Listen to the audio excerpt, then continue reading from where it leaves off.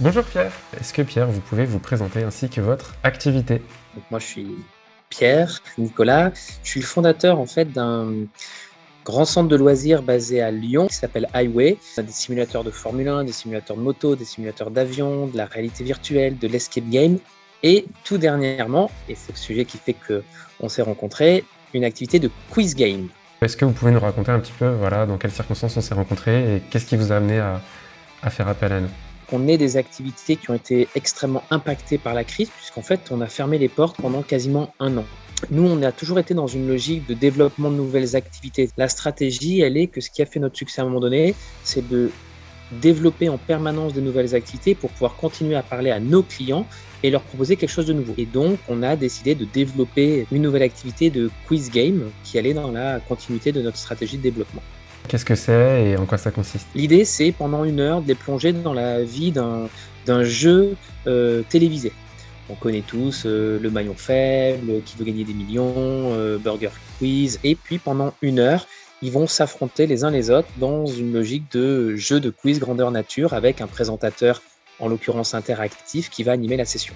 Ok. Et durant la phase de développement jusqu'à la phase de production, quel a été votre sentiment et votre expérience? Il y a toujours un double ressenti. Il y a le côté positif qui est de se dire ce qu'on a demandé, ça fonctionne, c'est ce qu'on veut, ça marche. Même si 90% de tout fonctionnait, les 10% qui nécessitaient des ajustements nécessitent de faire beaucoup de batterie de test et voilà.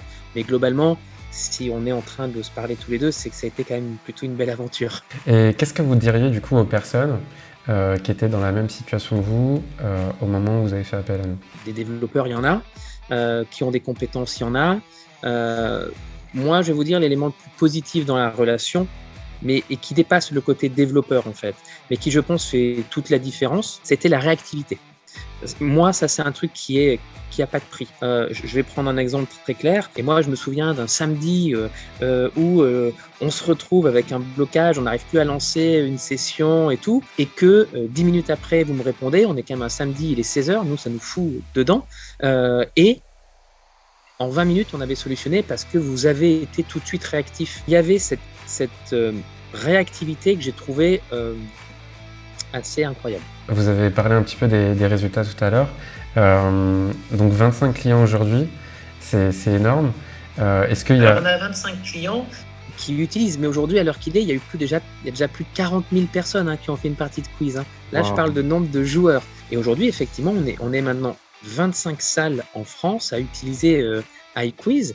Et je pense qu'on ne va pas tarder à dépasser les 30. Et notre projet 2023, c'est qu'on est en train maintenant de déployer et de développer une version anglaise du jeu. Ça sera pour nous l'année du déploiement où on veut déployer de l'iQuiz à l'étranger.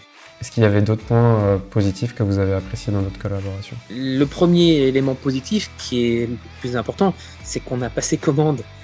On avait un cahier des charges, on a passé commande d'une solution et cette solution aujourd'hui elle répond à 100% de notre problématique. J'ai apprécié ce fait de pouvoir avoir un contact direct et d'avoir quelqu'un qui, bien qu'il lui soit dans sa partie développement, qui arrivait à prendre conscience que en réalité pour nous c'était important. Quelqu'un qui en quelque sorte comprend mon langage d'exploitant, que ce qu'on génère c'est du stress, c'est de la pression, il n'y a pas le choix, faut qu'on ouvre en fait. Mais au final, face à ça, moi j'ai jamais eu quelqu'un de paniqué, j'ai eu quelqu'un qui dit ok on gère.